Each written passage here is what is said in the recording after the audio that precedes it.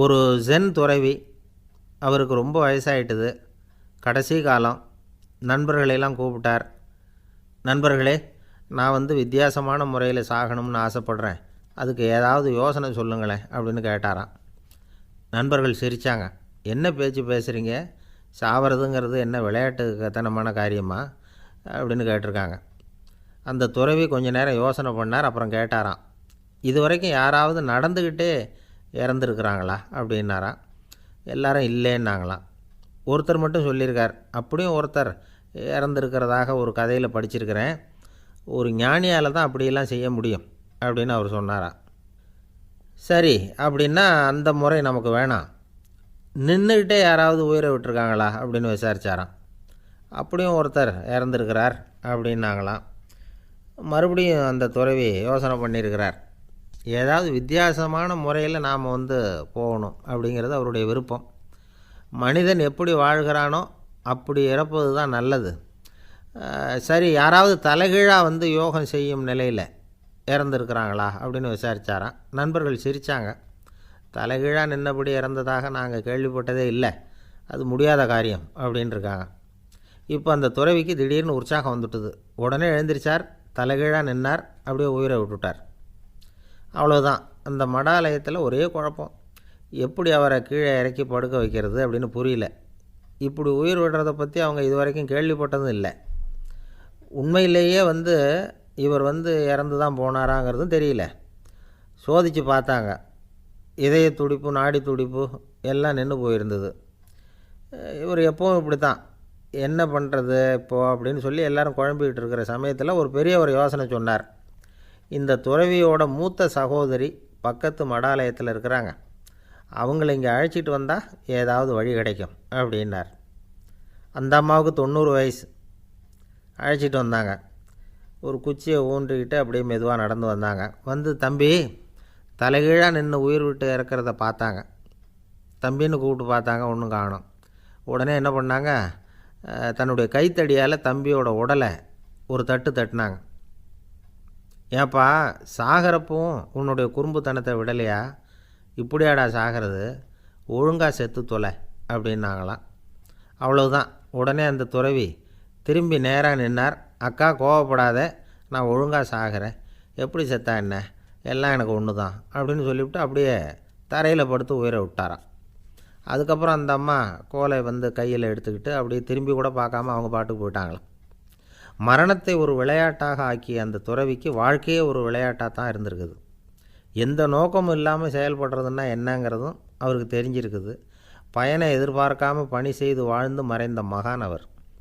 தம்முடைய தொழிலை விளையாட்டு போல் செய்ய தெரிஞ்சவருக்கு வாழ்க்கையே ஒரு விளையாட்டாக மாறிடும். எல்லாமே விளையாட்டாகி விடுகிற போது மரணமும் விளையாட்டாகிவிடும் அப்படிங்கிறது தான் அந்த தத்துவம்.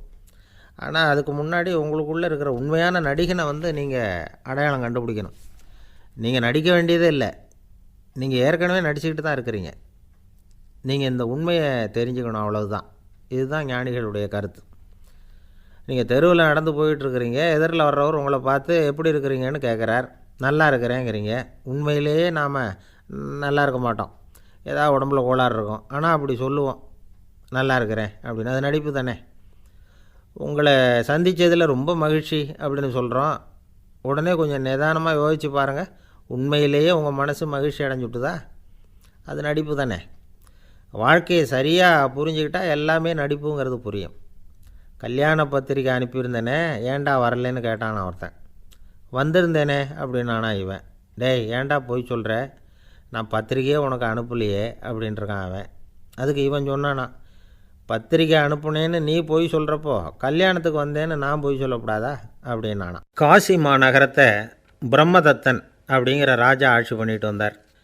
அவர் ஒவ்வொரு வருஷமும் ஒரு திருவிழா நடத்துறது வழக்கம். எல்லா தேசத்திலிருந்தும் எல்லா வகையான ஜனங்களும் அதில் கலந்துக்குவாங்க. ஒரு சமயம் அது மாதிரி விழா நடந்துக்கிட்டு இருந்தது.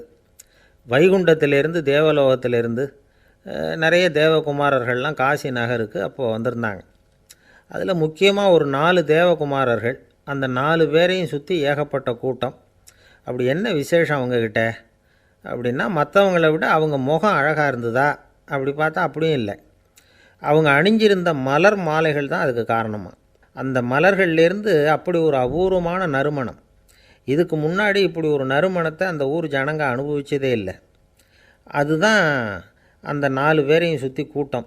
எல்லாரும் கேள்வி கேட்க ஆரம்பித்தாங்க. உடனே அந்த 4 தேவகுமாரர்களும் எல்லாருக்கும் தெரியும்படியாக வானத்தில் எழும்பி கொஞ்சம் உயரமாக நின்றுக்கிட்டாங்க. கீழே நின்றுக்கிட்டு இருந்த அரசன்லேருந்து ஆண்டி வரைக்கும் ஒருத்தர் பாக்கி இல்லாமல் ஒரே குரலில் எல்லாரும் அவங்கள பார்த்து, எங்களுக்கும் இது மாதிரி மாலையை போட்டுக்கணும்னு ஆசையாக இருக்குது, அதுக்கு நீங்கள் தான் அருள் பண்ணணும் அப்படின்னு கேட்டுக்கிட்டாங்க. மாலை போட்டுக்கிறதுனா எல்லாருக்கும் ஆசையாக தானே இருக்கும்.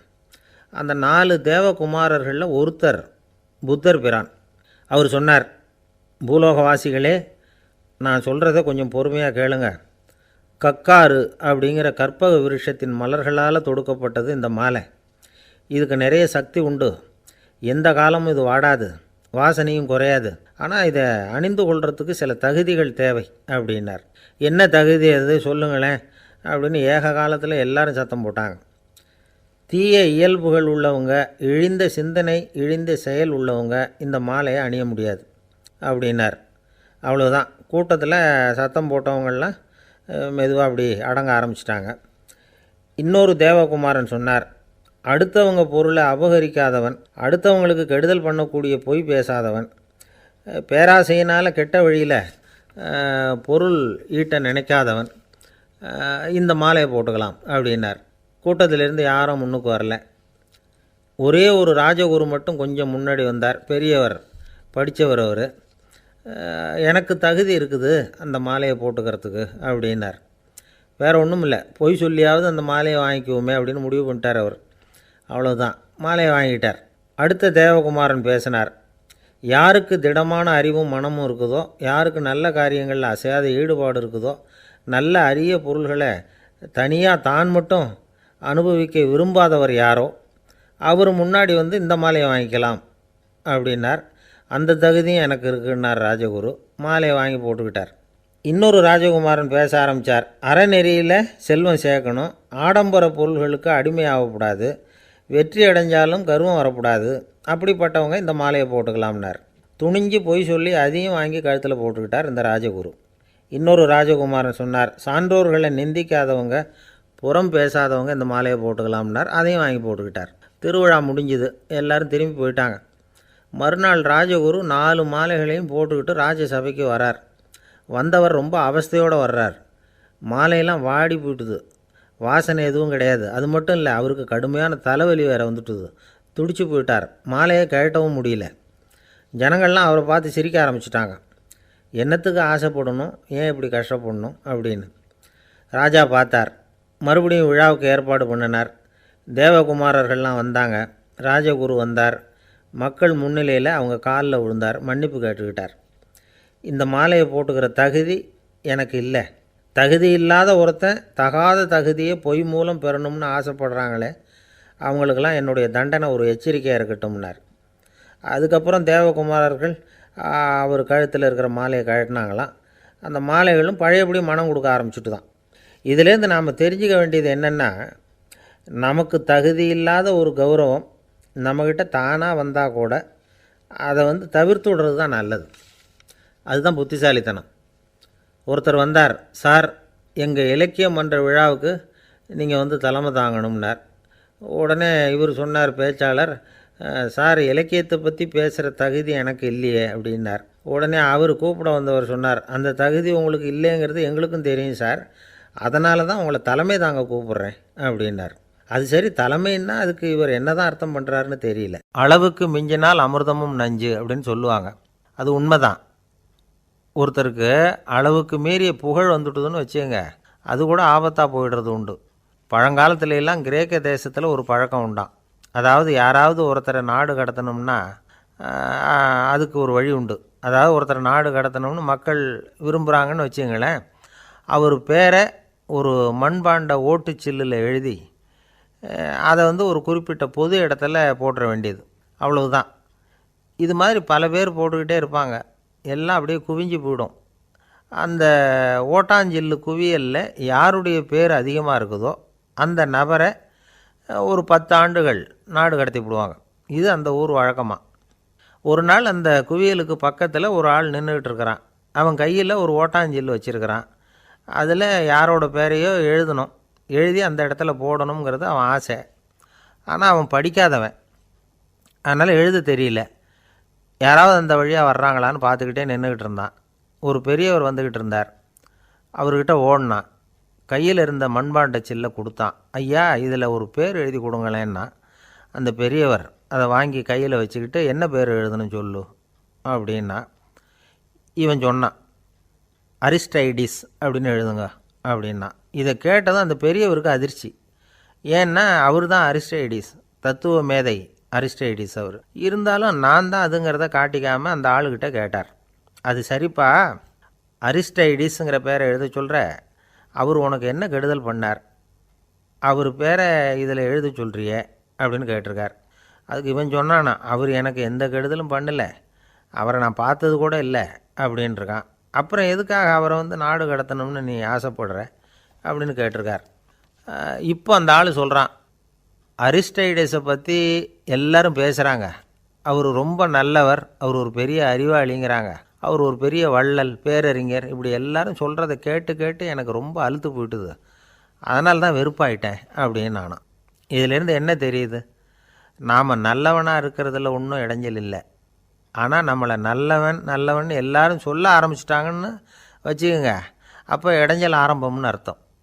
எதுவுமே அளவுக்கு மிஞ்சி போகாமல் பார்த்துக்க வேண்டியது ரொம்ப அவசியம். அளவுக்கு அதிகமாக ஆசைப்படாதவங்களில் ஆப்ரஹாம் லிங்கனும் ஒருத்தரான். அவர் ஒரு தடவை தன்னுடைய நண்பர்கள்கிட்ட பேசிக்கிட்டு இருந்தாராம். ஒருத்தர் கேட்டிருக்கார், ஒரு மனுஷனுக்கு கால்கள் எவ்வளோ உயரம் இருக்கணும் அப்படின்னு கேட்டாராம். இதுக்கு ஆப்ரஹாம் லிங்கன் சொன்னாராம், அது என்ன, இடுப்புலேருந்து தரையை தொடுற அளவுக்கு உயரம் இருந்தால் போதும் அப்படின்னாராம். எது ரொம்பவும் கஷ்டமான காரியம் அப்படின்னு கேட்டார் ஒருத்தர்.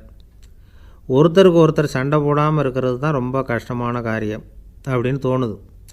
ஒரு நாட்டுக்கும் இன்னொரு நாட்டுக்கும் சண்டை, நாட்டுக்குள்ளேயே ஒரு குரூப்புக்கும் இன்னொரு குரூப்புக்கும் சண்டை. ஏன் சண்டை போட்டுக்கிறீங்கன்னு கேட்டு பாருங்கள். நாங்கள் சமாதானத்துக்காக தான் சண்டை போட்டுக்கிறோம் அப்படிம்பாங்க. வாழறதுக்காக பிறந்த மனுஷன் லட்சியத்துக்காக உயிரை விட தயார் அப்படின்னு சொல்லிகிட்டு இருப்பான். அப்படி உயிரை விடுறவங்கள நாமளும் பாராட்டுவோம். ஆனால் ஒன்றுமில்லாத விஷயங்களுக்கெல்லாம் சண்டை போடுறவங்களெல்லாம், அப்படிப்பட்டவங்களையும் சரி உயிரை விடுறவங்களையும் சரி என்னென்னு சொல்கிறது, யுத்தங்களாலேயும் சண்டைகளாலேயும் நாம் அடையிறது என்னங்கிறது ஒரு பக்கம் இருக்கட்டும், இழக்கிறது என்ன தெரியுமா? ஏராளமான உயிர்கள். ரத்தம் சிந்துறதுக்கு நான் தயார் அப்படின்னு மார்தட்டி சொல்லலாம். ஆனால் ரத்தம் சிந்தினா உயிர் காத்துக்கிட்டு இருக்க தயார் இல்லை. அதாவது உயிர் நமக்காக காத்துக்கிட்டு இருக்க தயார் இல்லை. இழக்கிற ரத்தத்தை ஈடுகட்டினா தான் உயிரை காப்பாற்ற முடியும்.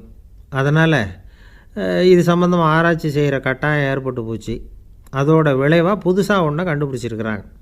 அதுதான் செயற்கை ரத்தப்பொடி. இப்போ இந்த திடீர் சாம்பார் பொடி, திடீர் ரசப்பொடி, திடீர் காப்பி பொடி இப்படிலாம் சொல்கிறோம்ல, அது மாதிரி இது திடீர் ரத்தப்பொடி. இஸ்ரேல் ஒரு சின்ன நாடு, மக்கள் தொகை குறைச்சல், அதோட போர்கள் வேறு. அதனால் காயம்பட்டவங்களை காப்பாற்றியே தீர வேண்டிய கட்டாயம்.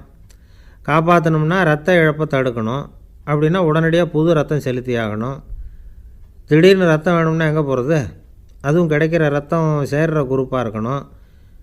ஒரு வேடிக்கை பார்த்தீங்களா, நான் வேறு குரூப்பு நீ வேறு குரூப்புன்னு இவன் சண்டை போடுறான். இதில் அடிபட்டவனுக்கு ரத்தம் கொடுக்க போனால் அதுலேயும் அது வேறு வேறு குரூப்பாக இருக்குது. அது ரத்தமும் வேறு வேறு குரூப்புன்னு சொல்லிகிட்டு இருக்குது. எந்த குரூப்பு ரத்தம் வேணும், அது உடனடியாக கிடைக்கலன்னா என்ன பண்ணுறது? இப்படிப்பட்ட கஷ்டம்லாம் நமக்கு வந்துடுது.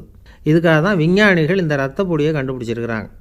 அதாவது ஒரு ஆள் அடிபட்டு போட்டான்னு வச்சுங்களேன், அவனுக்கு ரத்தம் கிடைக்கல, உடனே என்ன பண்ணலாம்?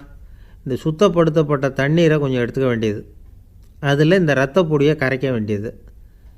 இப்போ இந்த செயற்கை ரத்தம் தயாராகிட்டுது. இதை அந்த ஆள் உடம்புல ஏற்றி விட்டுற வேண்டியது. இயற்கையாக நம்ம உடம்பில் இருக்கிற ரத்தம் என்னென்ன வேலை செய்யுதோ அதே வேலையை இதுவும் செய்யும். அதாவது ஆக்சிஜனை உடம்புல எல்லா இடத்துக்கும் எடுத்துகிட்டு போகுது. அந்த வேலையை இந்த செயற்கை ரத்தமும் செஞ்சுடுது. ஆனால் ஒரு விஷயம், இந்த செயற்கை ரத்தம் ஒரு அவசரத்துக்கு தான் உபயோகப்படுத்தலாம், ஒரு முதல் உதவி மாதிரி. அதை அப்படியே நிரந்தரமாக விட்டுற முடியாது. பின்னாடி தேவையான குரூப்பு உண்மையான ரத்தம் கிடைச்ச உடனே அதை செலுத்திக்கணும். உண்மையான ரத்தத்தை 20லேருந்து 40 நாள் வரைக்கும் தான் பாதுகாக்க முடியும். அதுவும் குளிர்பதன பெட்டியில். அதுக்குள்ளே உபயோகப்படுத்தலைன்னா அது வீணாக போயிடும். இந்த ரத்த பொடி அப்படி இல்லை, எவ்வளோ நாள் வேணும்னாலும் அப்படியே வச்சுருக்கலாம். குளிர்பதன பெட்டியும் தேவையில்லை. ஆனால் ஒன்று, இது தண்ணியில் கலந்து செயற்கை ரத்தமாக ஆக்கிவிட்டா அதோட வலு 72 மணி நேரம் தான், அதாவது 3 நாள். அதுக்குள்ளே அந்த ஆசாமியை எங்கேயாவது ஆஸ்பத்திரிக்கு தூக்கிட்டு போய் உண்மையான ரத்தத்தை கொடுத்துடணும். சண்டையில் அடிபடுறவங்க, சாலை விபத்தில் அடிபடுறவங்க, இவங்களுக்கெல்லாம் அவசரத்துக்கு கை கொடுத்து உதவுறது இந்த செயற்கை ரத்த பொடி. அதுக்கப்புறம் நாம் கொடுக்குற ரத்தம் தான் அவங்கள காப்பாற்றணும். இன்றைக்கி ரத்தத்தை தானமாக கொடுக்க தயாராக இருக்கிற நல்ல உள்ளங்கள் ஏராளம். எவ்வளவு ஆக்சிடெண்ட்டு, ஆப்ரேஷன், இதில் சம்மந்தப்பட்டவங்களை காப்பாற்றுறது நாம் தானமாக கொடுக்குற ரத்தம் தானே. ஒரு ஆக்சிடெண்ட்டு, ஒரு ஸ்கூட்டர் ஒரு ஆள் மேலே மோதி விட்டுது, பார்த்து வரக்கூடாதா அப்படின்னா அந்த ஆள், நீ தான் பார்த்து நடக்கணும், ஏன்னா 20 வருஷமாக நான் அந்த ஸ்கூட்டரை ஓட்டிகிட்டு இருக்கிறேன் அப்படின்னானா இவன். இதுக்கு அவன் சொன்னானா, நீ தான் பார்த்து ஓட்டணும், ஏன்னா 40 வருஷமாக நான் இப்படி நடந்துக்கிட்டு இருக்கிறேன் அப்படின்னானா. ஒரே ஒரு ஊரில் ஒரு ராஜா இருந்தார். அவர் பேரில் மக்களுக்கு ரொம்ப மரியாதை. அவ்வளவு நல்லா ஆட்சி புரிஞ்சிக்கிட்டு வந்தார். அவருக்கு வயசாகிட்டுது. அதனால் ஒரு நாள் அமைச்சரை கூப்பிட்டார். இதை பாருங்கள், எனக்கு வயசாகிட்டுது, அதனால் இந்த அரச பொறுப்பையெல்லாம் நீங்கள் ஏற்றுக்குங்க அப்படின்னார். அதுக்கப்புறம் ராணியை கூப்பிட்டார். வா, நாம் இனிமேல் இங்கே இருக்க வேணாம், காட்டுக்கு போய் தவம் பண்ணலாம் அப்படின்னு கூப்பிட்டார். இந்த செய்தி மக்களுக்கு அறிவிக்கப்பட்டது. மக்கள் உடனே கூட்டம் கூட்டமாக அரண்மனைக்கு வர ஆரம்பிச்சிட்டாங்க. மன்னரை போய் பார்க்குறாங்க. அரசே, தாங்கள் எங்களுக்கு தந்தை மாதிரி. நீங்கள் காட்டுக்கு போயிட்டால் நாங்கள்லாம் இங்கே எப்படி இருக்க முடியும்? எங்களுக்கெல்லாம் எந்த துன்பமும் இல்லாமல் பார்த்துக்கிட்டு வர்றீங்க. இது மாதிரியான ஒரு அரசாட்சி இல்லைன்னா மக்கள் வாழ்ந்து என்ன பயன் அப்படின்னாங்க. இருந்தாலும் என்ன பண்ணுறது, வயசாயிட்ட காரணத்தினால இந்த முடிவுக்கு வர வேண்டியிருக்குது அப்படின்னாரா ராஜா.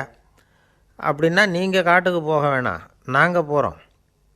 நாங்கள் அங்கே போய் தவம் பண்ணுறோம், வழிபாடு பண்ணுறோம், கடவுள் வருவார், அவர்கிட்ட வரம் வாங்கிட்டு வந்துடுறோம் அப்படின்னாங்களாம். அப்படி சொல்லிவிட்டு உடனே எல்லோரும் காட்டுக்கு போனாங்க.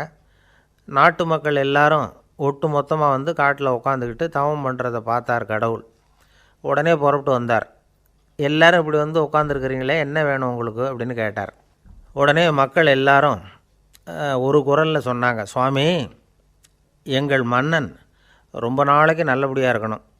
அவர் மகிழ்ச்சியாகவும் உடல் நலத்தோடும் இருந்தால் தான் நாங்கள் அமைதியாக வாழ முடியும் அப்படின்னாங்க.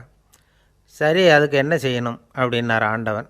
எங்கள் மன்னருக்கு இன்னும் ஒரு 100 வருஷம் ஆயுளை கொடுங்க அப்படின்னாங்க. அவ்வளவு தானே, சரி அப்படியே ஆகட்டும் அப்படின்னு சொல்லிவிட்டு ஆண்டவன் போயிட்டார். மக்கள் மகிழ்ச்சியோடு திரும்பி வந்தாங்க. மன்னா, கடவுள் வரம் கொடுத்துட்டார், நீங்கள் 100 வருஷம் வாழ போகிறீங்க அப்படின்னாங்க. இதை கேட்டதும் ராணி ராஜாவை வணங்கி, நான் தவம் செய்ய போகிறேன் அப்படின்னு புறப்பட்டாங்க. உடனே மக்கள் என்ன நினச்சாங்க தெரியுமா? ஐயோ, நாம் ராஜாவுக்கு மட்டும்தானே நீண்ட ஆயுள் வேணும்னு வரம் வாங்கினோம், ராணிக்கு வாங்கலையே, அதுதான் கோபத்தில் புறப்பட்டாங்க போல இருக்குது அப்படின்னு நினச்சி வருத்தப்பட்டாங்க. ஆனால் ராணி நினச்சது அது இல்லை. ராணி போய் தவம் பண்ணாங்க, கடவுள் காட்சி கொடுத்தார். இவங்க கேட்குறாங்க, சுவாமி, ராஜாவுக்கு மட்டும் 100 வருஷம் ஆயுள்னு வரம் கொடுத்துட்டீங்க, அப்படின்னா குடிமக்களும் 100 வருஷம் இருக்கணும். இப்படிப்பட்ட குடிமக்கள் இல்லைன்னா அப்படிப்பட்ட அரசன் இருந்து என்ன பிரயோஜனம் அப்படின்னாங்களாம். ஆண்டவன் பார்த்தார். சரி, அவங்களும் 100 வருஷம் வாழ்வாங்க, அது மட்டும் இல்லை, நீயும் 100 ஆண்டு காலம் வாழ வரமளிக்கிறேன் அப்படின்னு சொல்லிவிட்டு மறைஞ்சிட்டார். இதில் ஆண்டவன் வர்றதும் மறையிறதும் முக்கியம் இல்லை. இதில் கவனிக்க வேண்டியது ஆள்கிறவனின் விசால மனம், குடிமக்களின் விசால மனம், ஆள்கிறவன் மனைவியினுடைய விசால மனம். இப்படி ஒரு நாடு இருந்துட்டுதுன்னா எப்படி இருக்கும் வாழ்க்கை நினச்சி பாருங்கள். அதனால தான் பெரியவங்கள்லாம் சொல்கிறாங்க, இதய வாசல் திறந்தே இருக்கணும், இதயத்தின் கதவுகளை மூடாதீங்க அப்படின்னு சொல்லுவாங்க. என்கிட்ட ஒருத்தர் சொன்னார், என்னுடைய இதய வாசல் எப்போவும் திறந்தே தான் இருக்குதுன்னார். எதனால் அப்படி சொல்கிறீங்க அப்படின்னு கேட்டோம். டாக்டரே சொல்லிவிட்டார், என்னுடைய இதயத்தில் ஒரு ஓட்டை இருக்குது அப்படின்னு, வால்வு சரியில்லையா அப்படிங்கிறார். ஒருத்தர் முகத்தை தொங்க போட்டுக்கிட்டு ஒரு மாதிரியாக வந்தார். என்ன விஷயம்னு விசாரித்தேன்.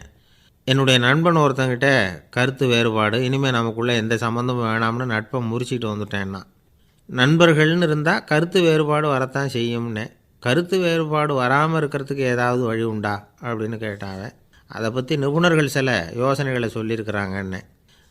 முதல் விஷயம் என்னென்னா, உங்கள் நண்பனுக்கு ஒரு செய்தி சொல்லணும்னா அதை நீங்களே நேரடியாக சொல்லுங்கள், அல்லது உங்கள் கைப்பட கடிதம் எழுதுங்க. அதாவது நேரடி தொடர்பு முக்கியம். அதை விட்டுட்டு இன்னொருத்தர் மூலமாக நண்பர்களுக்கு செய்தி அனுப்புனா நீங்கள் சொல்கிற செய்தி அப்படியே போய் சேராது, அது சேதமாயிடும். கூட்டி குறைச்சி சொல்லிவிடுவாங்க, அது குழப்பத்தில் கொண்டாந்து விட்டுரும். இது ஒரு யோசனை. ரெண்டாவது யோசனை என்னென்னா, நீங்கள் ஒரு நல்ல காரியத்தை செய்யும் பொழுது உங்கள் நண்பரையும் சேர்த்துக்குங்க, அவருக்கும் அதில் ஒரு ஈடுபாட்டை உருவாக்குங்க. மூணாவது யோசனை, நம்ம பக்கத்தில் இருக்கிற நண்பர் மகிழ்ச்சி அடைகிற மாதிரி ஏதாவது செய்யணும். சின்ன சின்ன செயல்களாக இருந்தாலும் பரவாயில்ல, அவர் நமக்கு எதுவும் செய்யலையே, நாம் எதுக்கு செய்யணும் அப்படின்னு நினச்சிக்கிட்டு இருக்கக்கூடாது. நாலாவது யோசனை என்னென்னா, உங்களுக்கு ஒரு பிரச்சனையா அல்லது உங்கள் நண்பருக்கு ஒரு பிரச்சனையா, எதுவாக இருந்தாலும் 2 பேரும் சேர்ந்து உட்காந்து ஆலோசனை பண்ணுங்கள். நம்ம யோசனையும் கேட்கப்படுதே அப்படிங்கிற நினைப்பே அவருக்கு ஒரு மன நிறைவை உண்டாக்குமா. 5வது யோசனை, உங்கள் நண்பர் ஏதோ ஒரு காரியத்தை செய்கிறார், நீங்கள் உடனே அவசரப்பட்டு நீ செய்கிறது தப்புன்னு தீர்ப்பு சொல்லக்கூடாது. அவர் அதை செய்கிறதுக்கான நியாயங்கள் எவ்வளவோ இருக்கும், அதை புரிஞ்சுக்கிறதுக்கு முயற்சி பண்ணணும். 6வது யோசனை, உங்கள் நண்பர் என்ன சொன்னாலும் அதை பொறுமையாக கேளுங்க. அவர் சொல்கிறத புரிஞ்சுக்கணும், அவர் சொல்ல விரும்புகிறத புரிஞ்சுக்கணும், அவர் சொல்ல முடியாமல் தவிக்கிறதையும் புரிஞ்சுக்கணும். இப்படி 3 விதமாகவும் அவரை புரிஞ்சுக்கிட்டு அதுக்கு தகுந்த மாதிரி செயல்படணும். 7வது யோசனை என்னென்னா, உங்கள் நண்பர் உங்ககிட்ட ஏதோ ஒரு கருத்தை சொல்கிறார், அது உங்களுக்கு பிடிக்கல, அதுக்காக உடனே நீ சொல்கிறது சரியில்லை, நான் ஒத்துக்க மாட்டேன் அப்படின்லாம் மறுத்துக்கிட்டு இருக்கக்கூடாது. அவர் சொல்கிறத கேட்கணும், பொறுமையாக சிந்திக்கணும், அதுக்கப்புறம் பதில் சொல்லணும். இப்படிலாம் நடந்துக்கிட்டால் நண்பர்களுக்குள்ள கருத்து வேறுபாடு வர்றதுக்கு வாய்ப்பே இருக்காது அப்படின்னு வல்லுநர்கள் தொகுத்து சொல்லியிருக்கிறாங்க இந்த யோசனைகளை. எனக்கு தெரிஞ்ச சில நண்பர்கள் உண்டு, அவங்களுக்குள்ளேயும் கருத்து வேறுபாடுகள் வராமல் இருக்கிறதுக்கு சில நுட்பங்களை கையாளுறது உண்டு. ஒருத்தர் சொன்னார், அந்த டாக்டர் சின்ன வயசுலேருந்து என் கூட பழகினவர், நாங்கள் 2 பேரும் இணை பிரியாத நண்பர்கள், இருந்தாலும் எனக்கு உடம்பு சரியில்லைன்னா நான் அவர்கிட்ட வைத்தியம் பார்த்துக்க மாட்டேன் அப்படின்னார் ஒருத்தர். ஏன் அப்படின்னு கேட்டேன். எங்கள் நட்பு கெட்டு போடக்கூடாது இல்லையா, அதனால தான் அப்படின்னார் இவர். பொங்கல் திருநாள், பொங்கல் திருநாள்னால் இது ஏதோ அறுவடை திருநாள் அப்படின்னு சொல்லுவோம். அதாவது வருஷம் பூரா நாம் பாடுபட்டு அதனுடைய பலனை அனுபவிக்கிற நாள் அப்படிங்கிறது நாம் சொல்லிகிட்டு இருக்கிறது. இது முக்கியமாக இது ஒரு நன்றி அறிவிப்பு நாள் அப்படின்னு சொல்லுவாங்க. இன்றைக்கி நிறைய நன்றி அறிவிப்பு கூட்டம்லாம் நடந்துக்கிட்டு இருக்குல்ல, அது மாதிரி விவசாயிகள் நடத்துகிற ஒரு நன்றி அறிவிப்பு விழா இது. யாருக்கு நன்றி சொல்கிறாங்கன்னா, ஆதவனுக்கு. அதாவது சூரியன் இல்லைன்னா விவசாயம் இல்லை, அதனால் ஆதவனுக்கு நன்றி செலுத்துகிற நாளாக இந்த பொங்கல் திருநாளை நாம் கொண்டாடுறோம். அதாவது இந்த பொங்கலில் விவசாயிகள்கிட்டேருந்து நிறைய பண்புகளை நாம் தெரிஞ்சுக்க வேண்டிய நாள் இது. விவசாயிகள் அவங்க விவசாயம் முன்னேறி இருக்கிற அளவுக்கு விவசாயிகளுடைய வாழ்க்கை தரம் முன்னேறலை. அந்த அளவுக்கு அவர்கள் நாட்டுக்காக உழைச்சிக்கிட்டு இருக்கிறாங்க. அந்த காலத்திலே அதை பற்றி ஒரு கதை சொல்கிறது உண்டு. ஒரு வயசான ஆள் நிலத்தில் ஏறு உழுதுகிட்டு இருந்தாராம். கிழிஞ்சு போன ஒரு சின்ன துண்டை தான் இடுப்பில் கட்டியிருந்தாராம். தலையில் ஒரு கந்தலை சுற்றி இருந்தார், உடம்பு பூரா சேரு, ரொம்ப ஏழை. ஏறு ஓட்டிகிட்டு இருக்கிறவர் வேறு எப்படி இருப்பார்? இருந்தாலும் அந்த ஆள் ரொம்ப ஜாலியாக பாட்டு பாடிக்கிட்டே ஏறு உழுதுகிட்டு இருந்தாராம். உடம்புல தான் அவர் ஏழையை தவிர மனசில் ஒரு ஏழையாக தெரியல. அந்த சமயத்தில் அந்த நாட்டு ராஜா அந்த பக்கமாக குதிரை மேலே வந்தாராம். வேட்டைக்கு போயிட்டு பரிவாரங்களோடு திரும்பி வந்துக்கிட்டு இருக்கிறார். ரொம்ப செல்வ செழிப்பில் இருக்கிற ராஜா அவர் இந்த வயசான விவசாயியை பார்த்துருக்கார். இந்த ஆள் ரொம்பவும் ஏழைங்கிறது அவரை பார்த்தாவே பளிச்சுன்னு தெரியுது. கட்டிக்கிறதுக்கு நல்ல துணி இல்லை, உடம்போ இழைச்சி போயிருக்குது, வயிறு முதுகில் போய் ஒட்டிக்கிட்டு இருக்கு, கண்ணு குழி விழுந்து போயிருக்குது. ஆனாலும் முகத்தை பார்த்தா சந்தோஷமாக இருக்கிற மாதிரி இருக்குது. இவ்வளோ உற்சாகமாக பாடிக்கிட்டு இருக்கிறாரே அப்படின்னு ஆச்சரியமாக நினச்சி பார்த்தார் அந்த ராஜா. சரி, அவர்கிட்ட கொஞ்சம் பேச்சு கொடுத்து பார்க்கலாம் அப்படின்னு முடிவு பண்ணார். ஐயா பெரியவரே, இப்படி கொஞ்சம் வர முடியுமான்னாராம். பொழுது போகிறதுக்குள்ளே நான் இந்த வயல் பூரா உழவு ஓட்டி ஆகணும், அதனால் பேசுகிறதுக்கு நேரம் இல்லை அப்படின்னாராம் அந்த பெரியவர். என்ன அவ்வளவு அவசரமாக? மீதி இருந்தால் நாளைக்கு உழுதக்கூடாதா? அது சரி, உனக்கு எத்தனை ஏக்கர் நிலம் இருக்குது அப்படின்னு விசாரிச்சிருக்கார் ராஜா. எனக்குன்னு சொந்தமாக உள்ளங்கை அளவு கூட நிலம் கிடையாது, இது எங்கள் முதலாளியோட நிலம். இதை பூராவும் உழுது முடித்தா தான் அவர் கூலி கொடுப்பார். நான் கூலிக்கு உழுதுகிட்டு இருக்கிறேன், உங்ககிட்ட பேசிக்கிட்டு இருந்தால் அவருக்கு துரோகம் பண்ணது மாதிரி ஆகிடும் அப்படின்னாராம். ராஜா குதிரையை விட்டு கீழே இறங்கினார். வரப்பில் நடந்து அந்த பெரியவர்கிட்டே போனாராம். சரி, ஒரு நாள் பூரா உழுதா உனக்கு எவ்வளவு கூலின்னு கேட்டிருக்கார்.